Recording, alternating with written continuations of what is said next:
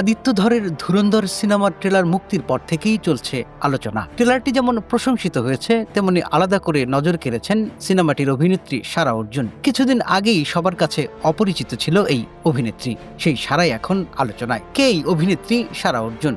সম্প্রতি ট্রেলার প্রকাশ অনুষ্ঠানে পরিচালক আদিত্য ধর জানান সারা অর্জুনকে ছবিতে নেয়ার পেছনের গল্প। তিনি বলেন, কাস্টিং ডিরেক্টর মুকেশ সাবরা প্রায় 1300টি অডিশন নিয়েছিলেন। সারা অর্জুনই শেষ পর্যন্ত নির্বাচিত হয়। সে অসাধারণ, সবার মধ্যে সেরা। কে এই সারা? 18 জুন 2005 সালে জন্মগ্রহণ করেন সারা অর্জুন। তিনি অভিনেতা রাজ অর্জুনের মেয়ে, যিনি বিভিন্ন চলচ্চিত্র ও টেলিভিশন প্রজেক্টে অভিনয় করেছেন। সারা মাত্র 18 মাস বয়সে তিনি টেলিভিশন বিজ্ঞাপনে কাজ শুরু করেন। 5 বছর বয়সেই তিনি ভারতের অন্যতম পরিচিত শিশু শিল্পী হয়ে ওঠেন।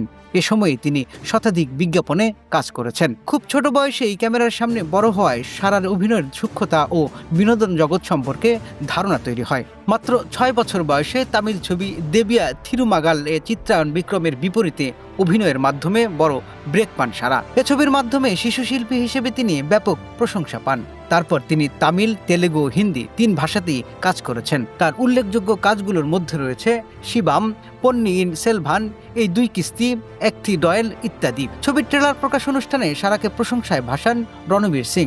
তিনি বলেন, এ ছবিতে সারা দারুণ চরিত্রে অভিনয় করেছে। কিছু মানুষ এমনই, বয়সে ছোট হলেও সে প্রভাবশালী চরিত্রে অভিনয় করেছে।